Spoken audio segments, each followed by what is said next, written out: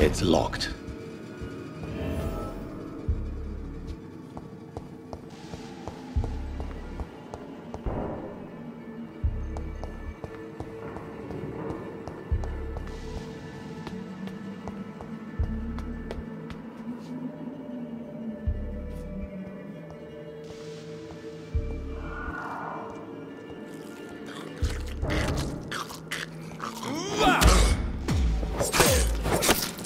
Behavior is similar to the infected William Bishop. Must be the same strain. This sickness moves faster than influenza.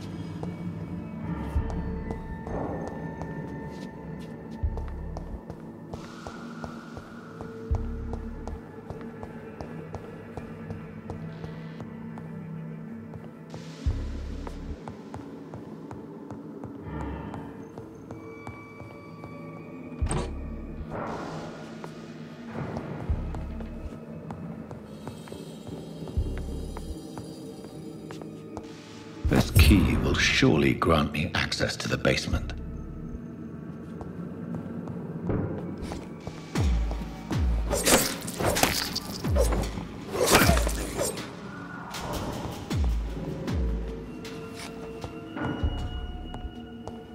Balls of Mars, fortifiers. As popular as they are ineffective. But they do contain iron tartrate, and that might prove itself useful.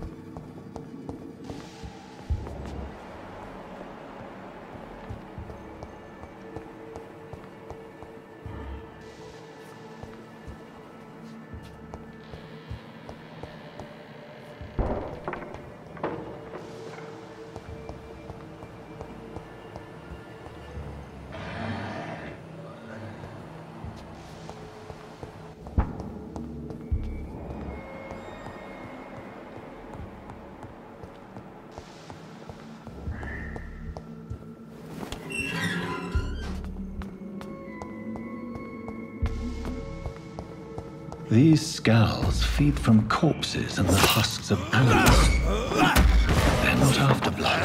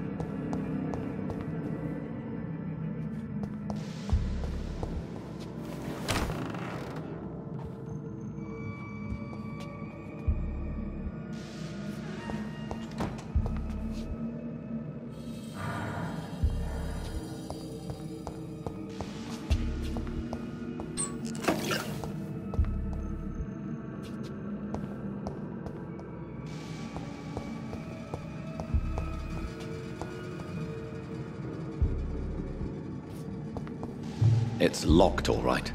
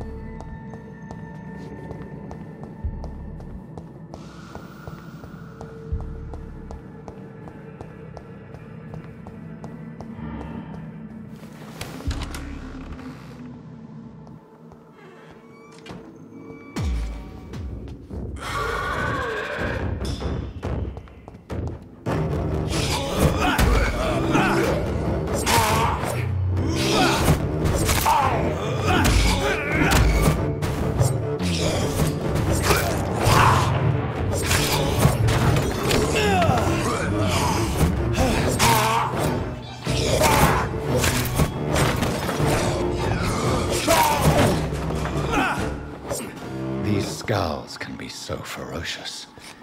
I'm not sure I can defeat them without becoming stronger. To drink blood is so tempting.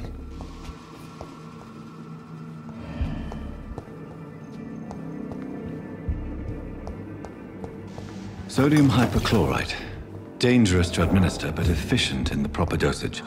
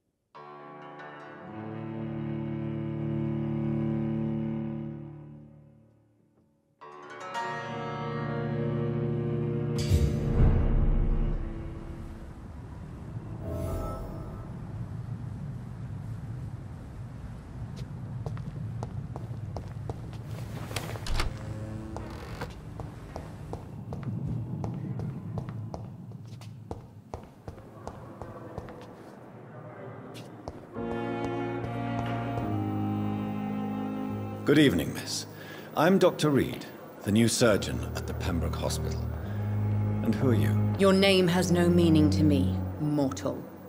You're nothing but dust blown by the winds of eternity. I beg your pardon? What are you begging for, mortal? My clemency? Well, tonight maybe I'm inclined to mercy. You'll never forget the night you met Thelma Howcroft. You keep calling me mortal. Why is that? And if I'm mortal, what are you? Well, Dr. Reed, if you must know, I'm a vampire.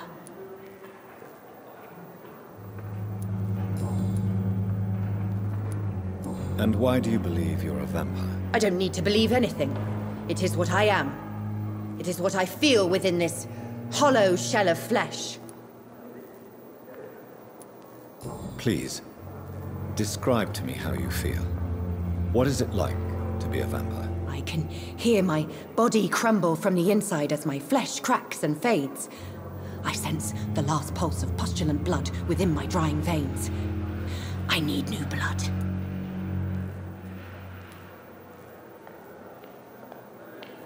I see.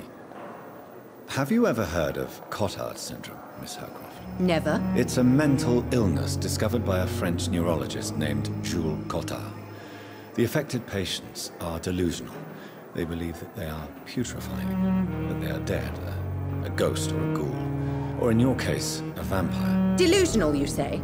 Oh, sad and petty mortal. You can't even begin to understand the concept of immortality. And you think it is I who am delusional. I'm assuming you must be a patient here. Am I right, Miss Howcroft? It's only a cover. To hide from my enemies. I can leave whenever I want. As a woman, a spirit, fog, or bat. Who are these enemies you mentioned? Can you describe them? I cannot say for sure. But I sense their eyes on me from nearby. I feel them watching me every time I visit the garden near the morgue. The staff here are not your enemy. They're here to help you, to care for you. I'm not speaking of the doctors in white. I'm speaking of the men and women who hunt me. For I am a vampire. I see. Don't worry. These people will not find you here. I'll personally make sure they leave you alone. Thank you, mortal. But do not interfere with them, for you are no match for those that hunt me.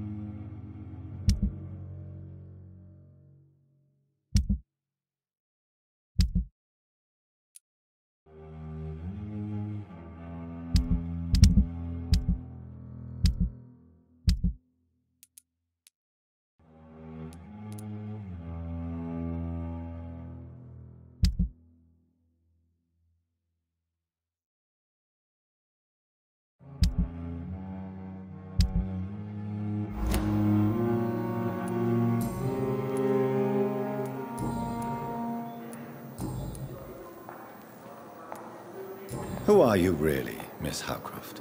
I mean, apart from being a vampire. Is that not enough for you, puny mortal? What do you require? Proof of my powers? I'm curious to know who you were before becoming a vampire. No, it was such a long time ago, I don't remember. Centuries of unholy life can have strange effects on one's minds, you see?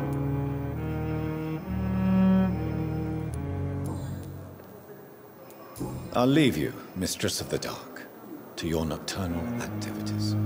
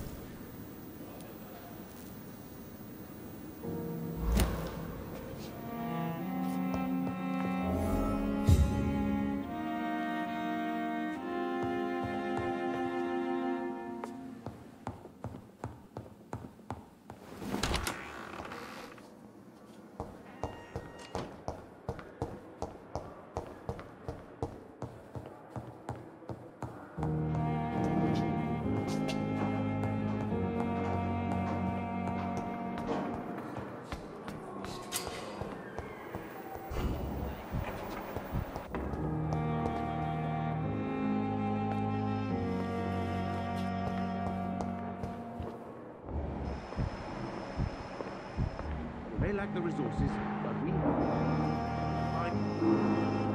Good evening, Doctor. I believe we're going to be working together. Dr. Reed. Dr. Swansea informed us of your arrival, but I could not dare to believe we'd have such good fortune. Such an honor, sir. Thank you. And you are? I am Thoreau Strickland, Dr. Thoreau Strickland.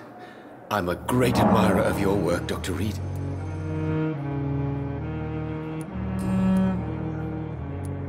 Please, could you tell me something about yourself? I'm a great admirer of your work concerning blood transfusion, Dr. Reed. I run my own experiments. I'm convinced it's the future. What made you choose to be a doctor? I'm not ashamed to admit you and your work have inspired me. I am honored to have the opportunity to work by your side. It's always a pleasure to share scientific and medical knowledge with someone eager to learn. I'll be glad to help you if I can. This epidemic may be the century's most terrible disaster, but I'm convinced that we, as doctors, are the only ones able to defeat it.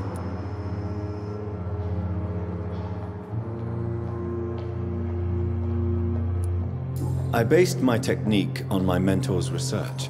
He helped me perfect my method. What is yours? I'd rather not talk about it. For now, it's just theories and first approach. My process is purely experimental and unsuccessful. As long as you're cautious and methodical, you may remain empty-handed, but you won't fail. You're not the first one to warn me, but I am convinced knowledge is the main weapon against the ravages of this epidemic. What can you tell me about the Pembroke? Well, it has always been an honor to work with Dr. Swansea. But with your arrival, I can't think of a better opportunity to learn about blood transfusion. You seem quite optimistic. It's a rare and precious attitude in these difficult times. I'm convinced that this epidemic is a test of endurance and dedication for us men of science. Questions remain about our capacity to resolve the situation. True, true. Last summer, during the first wave of the epidemic, I used to joke with Milton about the extra work. We're not smiling now.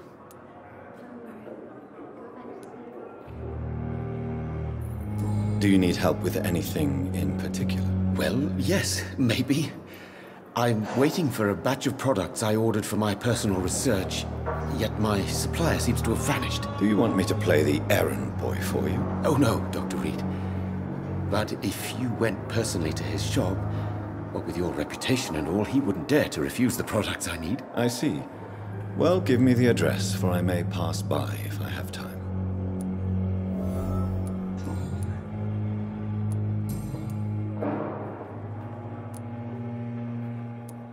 Goodbye, Dr. Strickland. Good evening, Dr. Strickland. And good evening to you, Dr. Reed. Can I be of any help?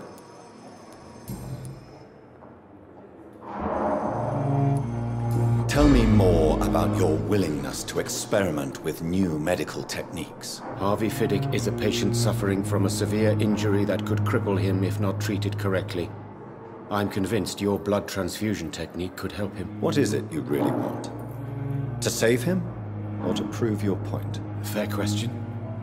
I want nothing but to save my patient, Dr. Reed. Especially since I know Mr. Fiddick's story.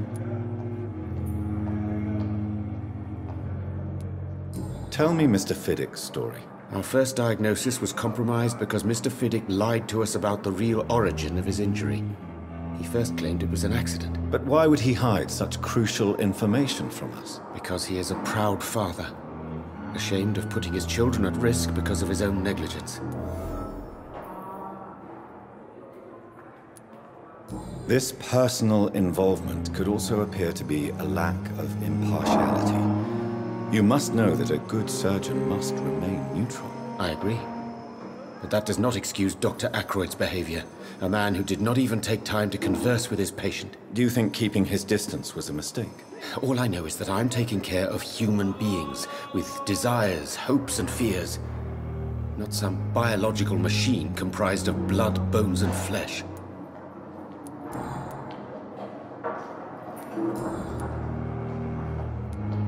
Goodbye, Dr. Strickland.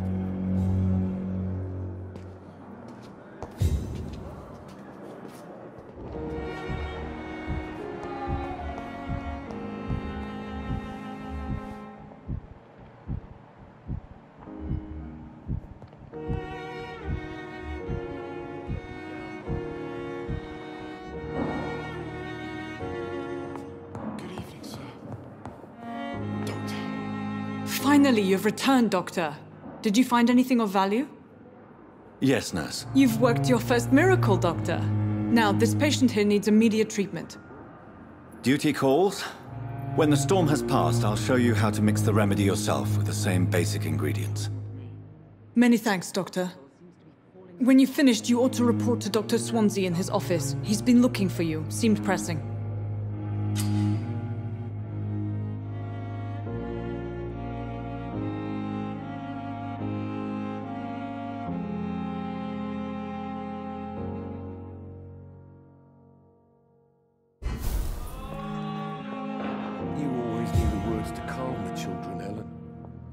As for me, what a blundering idiot. It's locked, all right.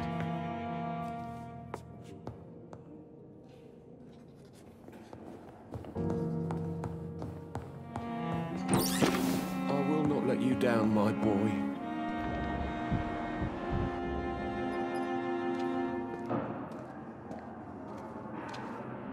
Good evening, Dr. Strickland. And good evening to you, Dr. Reed. Can I be of any help?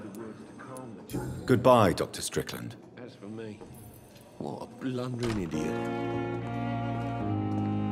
Good evening, sir. I'm Dr. Reed. May I help you? I don't know if a third opinion is needed. Your colleagues are already arguing about my condition. I see. Would you mind telling me more about your situation? I'm Harvey Fiddick. All I want is to get me bloody arm fixed properly.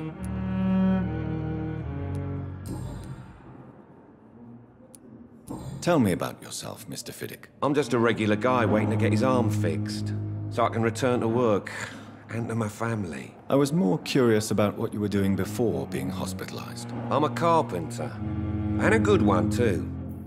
But that means I need both arms to feed my family, Dr. Reed. Are you satisfied with your treatment here? Well, it's clear that I've chosen a bad time to be injured. Forgive my bluntness, but you seem overwhelmed by cases of the flu. I won't lie to you about it. I'm afraid we are. Are you sure you don't want to operate yourself, Dr. Reed? I have the feeling you're very capable, and your colleagues seem to think so too. In other circumstances, you would be right. But for now, I don't think I can take on the responsibility. My apologies. Tell me about the doctors who are arguing about your case. Strickland and Aykroyd. They both want the best for me, but there's a lot of pride there. Doctors are no different from carpenters, it seems. What do you mean? I often had professional arguments with rivals on a building site. Difference is, I disagreed about wooden nails, not flesh and bones.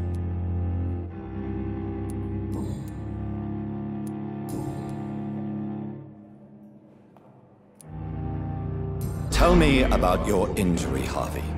Why do you feel so guilty about it? My wife died because of me. And now I may lose everything because I've been careless enough to hurt myself. What an arsehole. How could your job be responsible for your wife's death? I was working a double. She went out to bring me a hot meal and got caught in a German bomb raid. You can't hold yourself responsible for your injury, Mr. Fiddick. Unless you tried to hurt yourself. Of course I didn't hurt myself. But I can't work until my arm is fixed. My children need to eat, Doctor.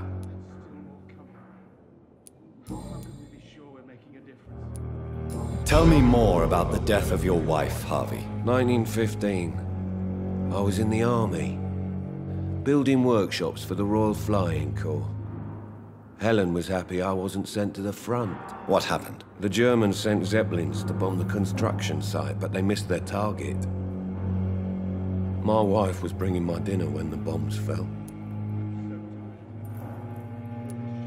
I'm sorry for your loss. So many died during the bombings.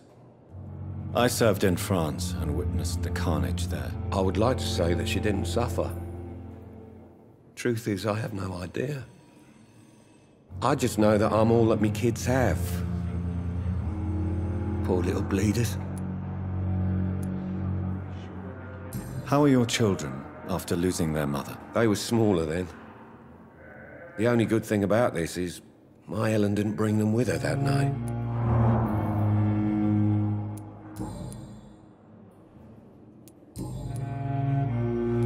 Goodbye for now, Mr. Fiddick.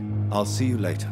You always knew the words to calm the children, Helen. As for me...